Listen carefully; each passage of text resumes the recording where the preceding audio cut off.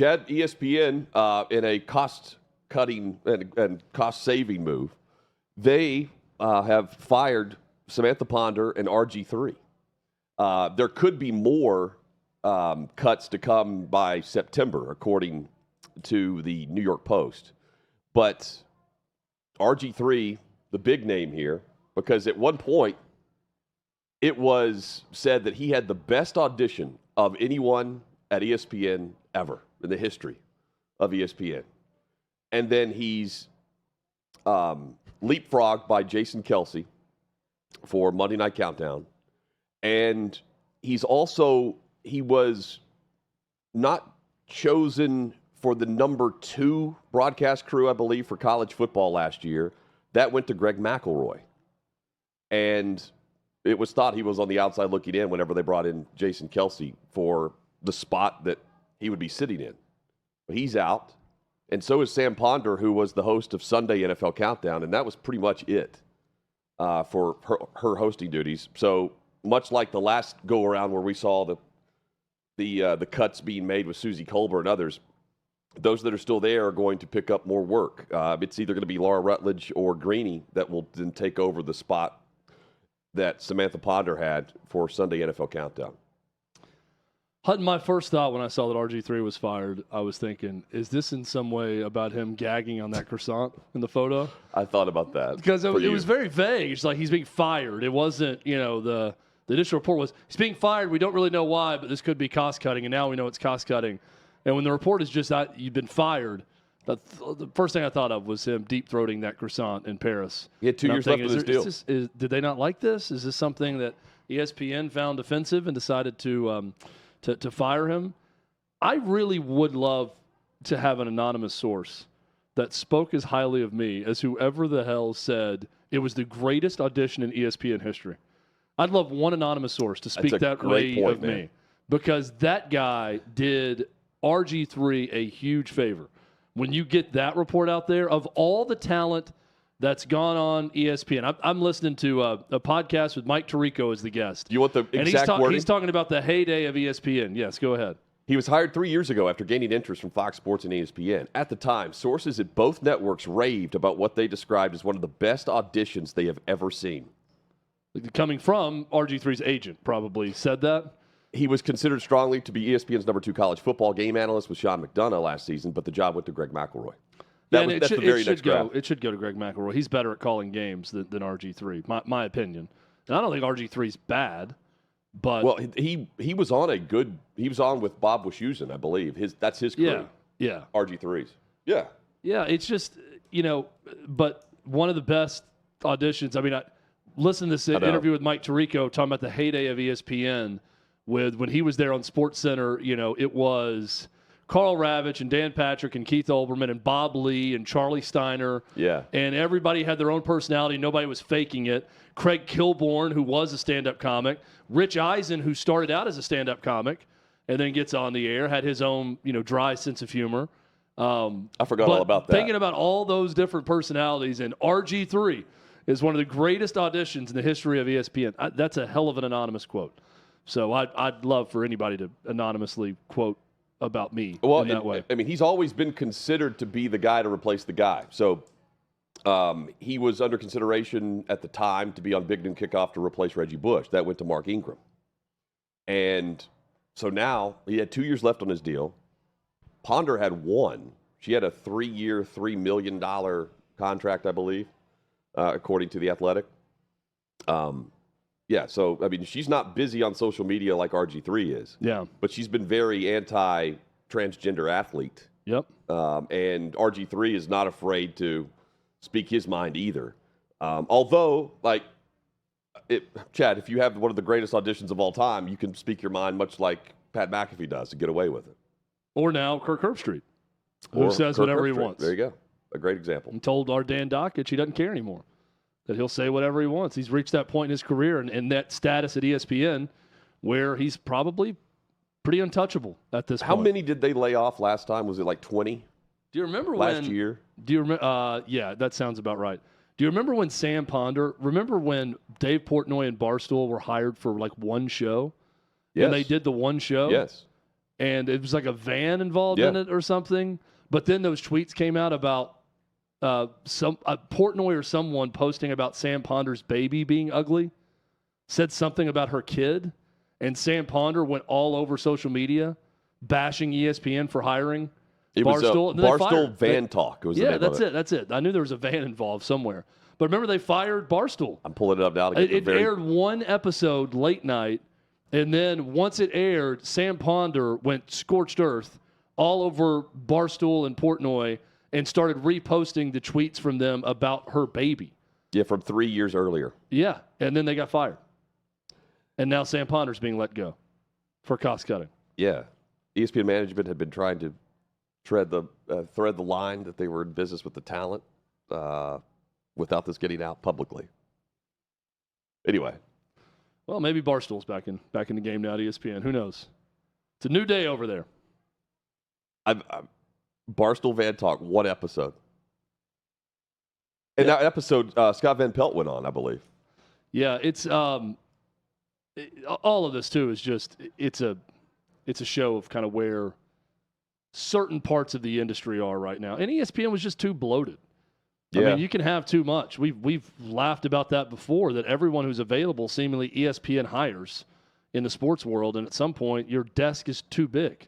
You got too many people. You don't need that many on-air talents doing things, and there are people that get hired by ESPN and we don't hear or see them again because they don't do much for ESPN. So I like Sam Ponder. I got no issue with RG3. Yeah.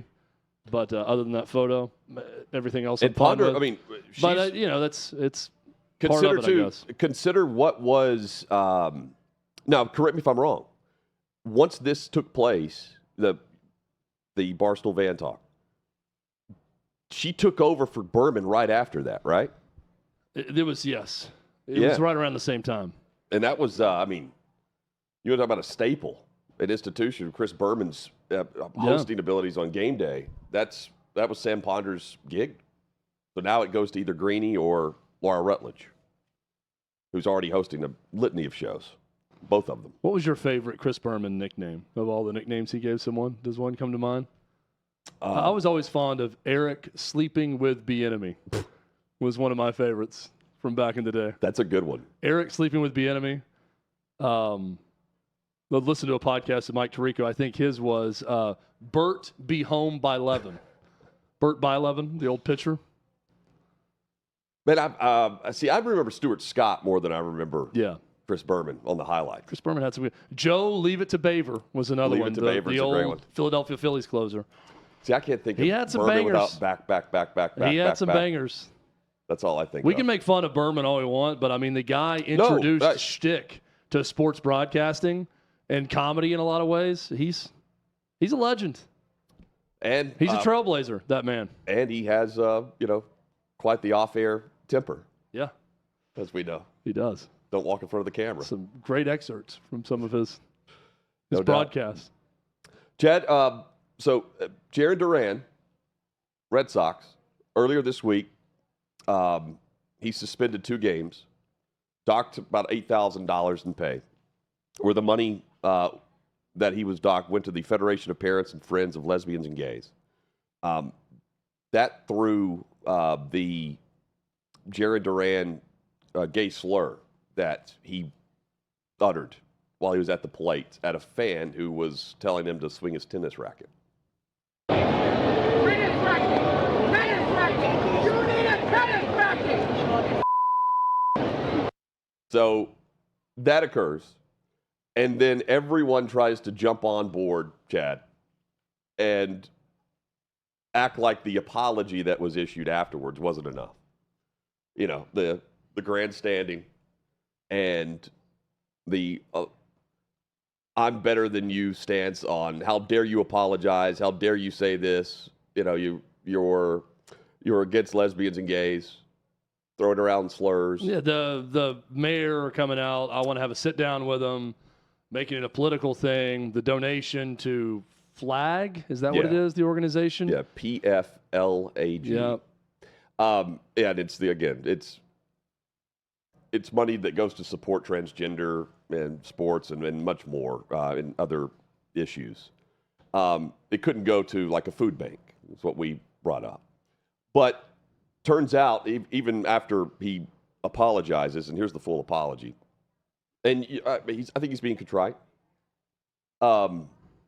His jersey's now the #1 jersey seller after this incident at MLB Shop. Yeah. So why? So that's the question for me. So this brings up. Let's go back to our discussion. I have an idea as to why. Well, you brought up The Hangover. What else? What other examples did you bring up? Old school. Tony, Kill Tony Hinchcliffe. Those at the roast of Tom Brady.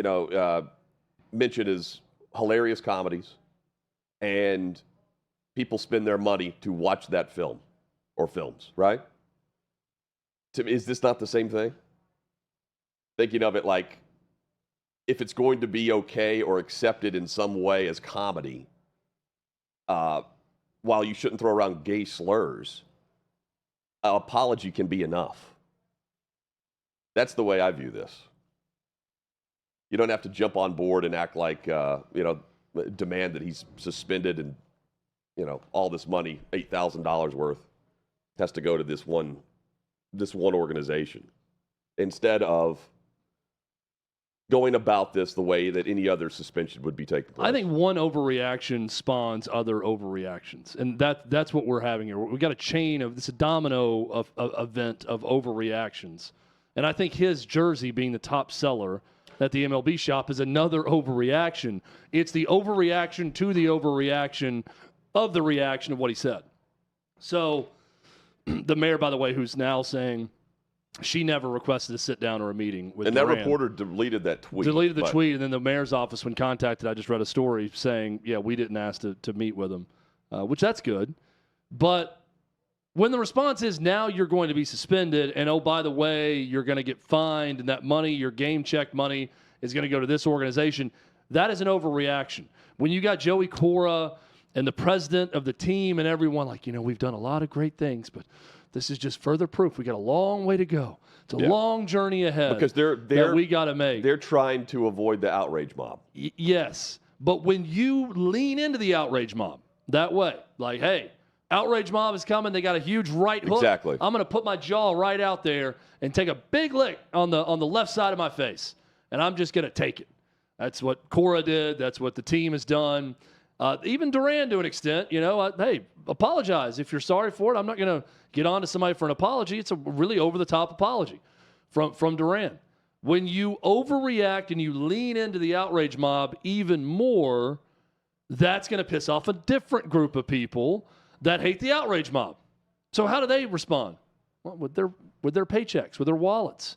You know what I'm going to do? I'm going to go buy a Jarren Duran jersey because I'm a Red Sox fan. I want to support this guy. It's no coincidence that he's now the leading seller on the website. And I don't think it's because all the people who bought the jersey hate gay people. No. Or endorse that word that he said or any of that. I think it's people overreacting to the overreaction. That's what we have here. Now it's just another chain of events because there was one overreaction, now everyone else is going to overreact on the other side. Yes, and that's what we're seeing. It's not available at Fanatics.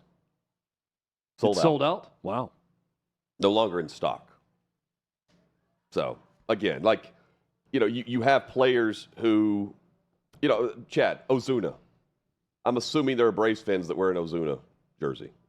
Yeah. Not many, but sure. But someone, yeah. Someone would sell. The jersey's for sale, is my point. You can purchase it. Does that mean you support what Ozuna allegedly did off the diamond? Hope not. No. But you are in favor of him hitting a home run for your team. Yeah, I just think that the timing of it is very interesting. Oh, the timing of it of this one, it's not like people were wearing Duran jerseys and would continue wearing it because they already bought it because they're a huge fan of his, and this isn't going to stop them from being a fan of his on the baseball diamond. These are people immediately responding to him shouting out a slur and then making him the highest selling jersey at the MLB Shop. The whole thing is just silly. It's an overreaction. It's overreaction to the overreaction to what happened. Because consider you are flagged in the NFL now if you say that gay slur. On the field. So, yeah, it's just unsportsmanlike conduct. he's put through the outrage mob here because he was mic'd up more than anything. Yeah, you could just easily said it was a frustrating day. He's not the only player. And Jarren let his frustration boil over, and we've talked to him about it. He's apologetic over it, and we're moving on. He said something to a heckler he shouldn't have said, and be done with it. But I guess what I'm saying, you don't need the follow-up suspension and fine that goes to this organization. You don't need all the statements from the manager and the president. But there's no statements unless he's mic'd up. Right. And that's my point to this. Because you can get flagged last year in the NFL, you can get an unsportsmanlike conduct penalty. There's no apology necessary after the game. No. There's no organization coming out and saying, we're going to help him be better. There's none of that. This story dies if they just handle it the way I said. Yes. It really does just go away. Like, hey, he was mic'd up, and he said something to a heckler that he wished he didn't, but it was a frustrating day. He let his frustrations boil over. We've talked to Jarren. He's apologetic. Right. He knows he let his temper get the best of him, and we're moving forward. No suspension, no forced payment to flag this organization. And then, you know what else probably doesn't happen if you handle it that way? You don't make Jarren Duran the highest paid jersey sold at MLB Shop, which maybe that was the whole plan all along. Let's get our jersey sales up. We need some more Red Sox jerseys out there. I want to know, Chad, what happened to tennis racket guy? I'd like to hear his side of the story. He's like the dude in Major League 2, the Randy Quaid character. Let's cue this up. So here is tennis racket. I just want to know, this guy to me sounds like a season ticket holder. Tennis racket. You need a tennis racket. I mean, it sounds like a season ticket holder to me. Sounds like the perfect amalgamation of every Northeastern pro sports fan that would say something at a game I've ever heard. It sounds like a dude playing the part of a diehard Red Sox fan at a game. Yes, that's heckling someone. I mean, a tennis racket. What happened to this guy? You need a tennis racket. And the thing is, we need to hear his side of the story. Yes. Did he even hear him? You know what he'd probably want? A photo with Jarren Duran. Hey, it'll be good if you just sign some stuff for me and give me a photo. Maybe. They may have given the guy something. Who knows? Yeah, but he wants the apology. You know what'd be funny? Again, I should run some team's PR because I have better ideas than everyone who does tennis racket? Media relations. Get a tennis racket and go take a funny photo of Jarren Duran like fake hitting the guy with the tennis racket that he has, and then post it from the Red Sox. All good. We love our fans, even when they give us a hard time. Have a mini and tennis it's Duran racket. like giving the dude a noogie, and he's got the tennis racket on the hand, and they're playfully doing something. That's bullying. You can't bully. Oh, come on. I mean, Come on, Chad. That's bullying. This is how I would handle it. Turn it into a joke. Wet Willie? Turn it into a joke. Wet Willies. Ooh, those were gross. Back in the day. Yeah, I hated those. Did you ever do the thing back in middle school, high school, where somebody got on all fours behind someone and you just shoved them and they'd flip over the person? I never did that. I saw that done. Oh, that happened all the time. That was like a trend in our school for a while. And I'm thinking, boy, this is really not safe. People are hitting their head on the concrete floor of the school, going into brick walls. People would come up and like hit you in the back of the knee and make you stumble a little bit. You know what I'm talking about? Where you're standing there and your leg kind of goes numb for a second. Did you ever did someone like shank you? I never got it too bad, like around girls, but you have shorts on or something, and someone would just in like football weight room or something. Deep pants you. Gosh. There were no apologies issued. No jumping rope there. There were no public apologies. No one was rushing to social media to apologize after I got deep pantsed a few times. See, that's the era PJ Fleck once in Minnesota. Right. PJ Fleck is like, he wants to do a team building activity instead of doing trust falls. He just wants to have his team shove guys over another dude that's on all fours and then flip behind him. The opposite of the trust fall. I want to show that we can knock you down on your ass and not catch you. I want dudes behind you there to not break your fall, but to mess up your fall. That's the PJ Fleck way. According to the Patriot Ledger, the fan was an Astro fan. Who'll know. I mean, that does not sound like a Houston Astros fan to me. No. But okay, whatever. Mattress Mac would know who he is. That guy, was he really into the space program as a kid? And he really gravitated towards the Astros logo? Is that why he's an Astros fan? Because he sounds like he's from damn Cranston, Rhode Island, right up the road. The irony let's play this one more time. The irony that this is an Astros fan yelling out tennis racket when a tennis racket was used to bang a trash can for letting those know at the plate what was going to happen. Tennis racket! Tennis racket! You need a tennis racket! That is like no Astros fan I've ever heard. John McClain is an No. Astros fan There's who comes on our show weekly. Does that sound like John McClain to you? Yelling out tennis well, racket? doesn't sound like a Red Sox fan though. If he's yelling at the Red Sox player. I think no, those fans up there, they will yell at their own team. They do not care. If they're pissed, they were down 10-0. That dude probably You need a tennis racket. That's probably half that guy's weekly pay he spent to go into that game, and he's sitting there watching his Sox get beat 10-0 in that game. So yeah, he's going to be pissed off, and he's going to start talking about tennis rackets. Could be. Yankees fans will go harder at their own team, but Red Sox fans will go hard too. Red Sox fans, also Patriots fans, they can't be pleased with this trade. Matthew Judon, top player for the New England Patriots, he's headed to the Atlanta Falcons. It's a player, 12 or more sacks in 2 of the last 3 years, 4 sacks in 4 games where he was available to play last year. And this is a team, Chad, the Falcons, 21st in sacks, 27th in interceptions last year. This is why I thought they should draft Dallas Turner whenever they were on the clock. Instead, they went with Michael Penix Jr. But now they get one of the top pass rushers in the league coming back healthy. And the Patriots, well, they'll end up being the worst team in the NFL. Is this I'm really confused about the Patriots' thought process here because, A, I thought they could get more than a third-round pick for one of the best pass rushers in the NFL. That seems like a very small price to pay for the Falcons to get him. And is this like a Junction Boys type thing with Gerard Mayo where it's like, hey, if you don't want to be here, we'll get rid of you? It just no questions asked. If you're not in this for the rebuild and for what I'm doing and all this, we don't want you type thing. Is it like you're sending a message to everyone in doing this, or is there some strategy involved here? I don't really understand how this benefits. I think it was a contract situation. I don't understand how this benefits the Patriots at all. And I get that they're maybe not in agreement on a long-term deal or whatever, but you got the guy there. Well, now he gets his long-term deal. Yeah, third-round pick. I mean, it's it's very helpful to Matthew Judon. But think about it. I don't get it from the Hassan Patriots' perspective. Hassan Reddick was traded for a third-round pick, though. Yeah.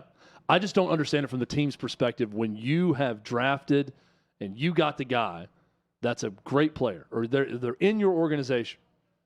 Like, you've seen it. You know he's really good and really productive. Don't trade that guy away for a third-round pick, even if you don't believe you're going to ever agree on a long-term contract.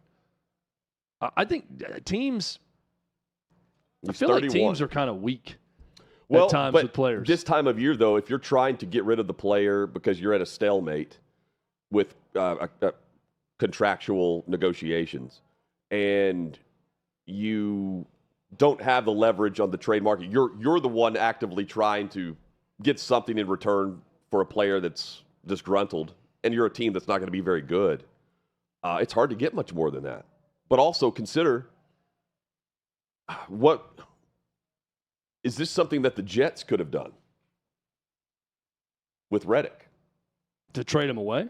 Yeah, so I don't think the Jets should trade Reddick. No. But I'm saying Hassan Reddick wants out. He's demanded a trade. He hasn't even played a snap. He was traded for a third-round pick. Atlanta's in the market for a pass rusher. They're buying.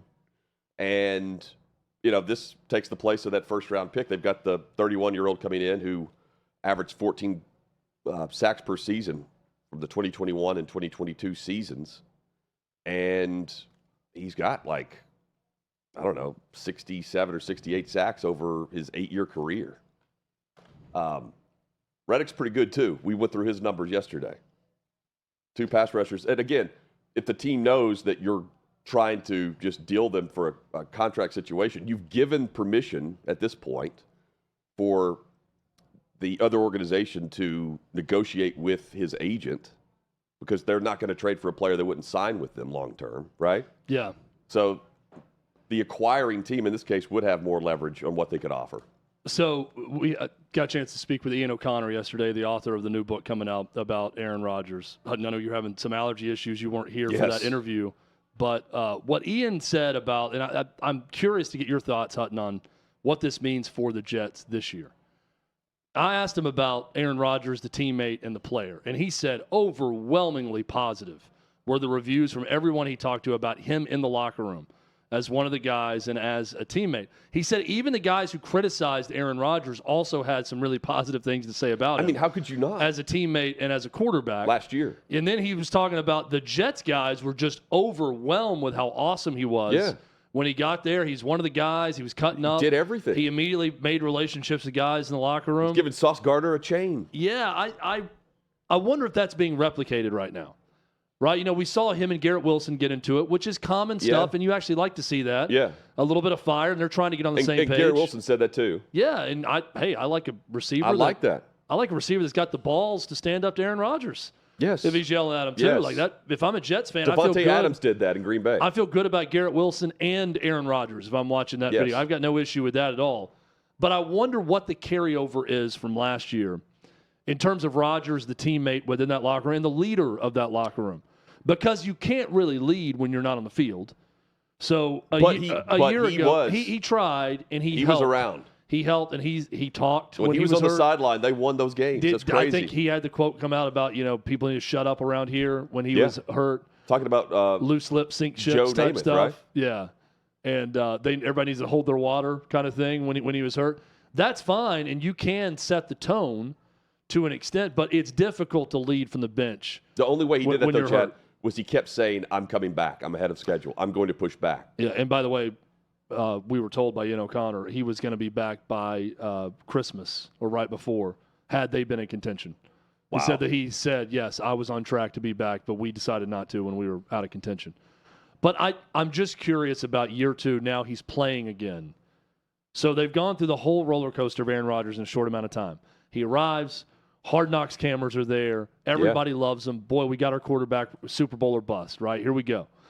Then he gets hurt in the first drive of the season, and he's out. Now you get to see Aaron Rodgers, the coach, who's around a lot and just instructing from the sideline. He's got the headset on. He's doing all these different things.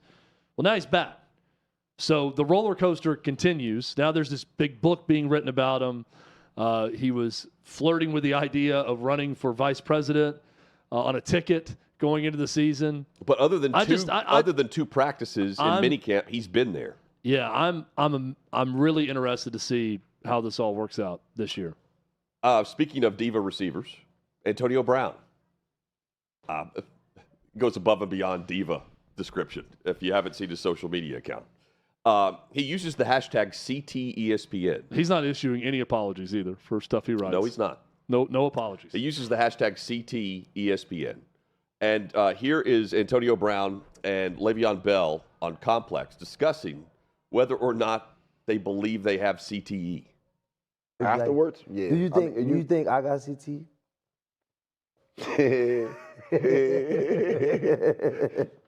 Shoot, I don't think you got CTE. Do you think you got CTE? I don't think I got CTE. But we'll never know till we die. What do you think about CTE? What is CTE? ACT is like basically like when you forget shit, or no? No, I feel like CTE is really like a bunch of traumas that was like we go through as people. It's like brain damage, right? I don't want to say your brain damage because you can't live with your brain damage. But not like brain damage, but it's like a little like part, like little small like. I feel like damage it like something like. I feel like it's like people try to frame CTE as a concussion that you may have, but like we had a bunch of concussions. Right. You know what I'm saying? It's like, you could live out the concussion. Right. So I feel like CTE could be a bunch of different things, but I feel like it's a characteristic of traumas that we all as people go through. Mm-hmm. Just like some of them you explain, like, you was 4 years old and your uncle made you play D-line and O-line for 3 years, banging another kid. You know, that's 1 yard hitting the dirt. Straight up. So that's automatically trauma as any kid. Like, any kid having to go through that is building as some type of trauma because now as a kid, you just become more aggressive. Now you develop anger. And as a kid and as a person, we all grow with our traumas. Even like me and you, our dad not being there. I mean, some of these intangibles help us to be great, but sometimes this help us, hurt us, hinder us in some situation because it make us be stubborn because now it's like, man, we ain't getting love from my pops, so it's easy to be like, oh man, forget that person because man, like I already, it's already trauma that you've been built with for how people treated you, and that's why we started this show because we need to be able to address some of those because you my friend, I really care about you, like you know what I'm saying. I want to see you live forever. You got what 8 kids, 7 kids, you know what I mean, and we gotta be there for them. So it's like we gotta address some of the things we go through, like you know what I mean. First off, the whole CTE issue with former NFL players is legit, and I don't know how they don't understand how serious it is. Where researchers in Boston University found CTE in 345 of 376 former NFL players studied, leads to dementia and death, and in a lot of cases, a lot of the players are killing themselves well before the age of 60. Chad, there is something, though, about Antonio Brown speaking that just I can't stop listening. No, I thought we were going to keep going. I wanted to hear more of his thoughts on life. I'm not a doctor, but some of the ideas that he's saying sounds like CTE to me with Antonio Brown. Like them just discussing CTE. Like if you wanted to put like a video up and say these are signs of CTE. Hashtag CTE. Those two guys. Also, like I said, you have 8 kids? 7 kids? And he said, yeah. Which one? He said 8? 7? Yeah. Yeah, one of those 2.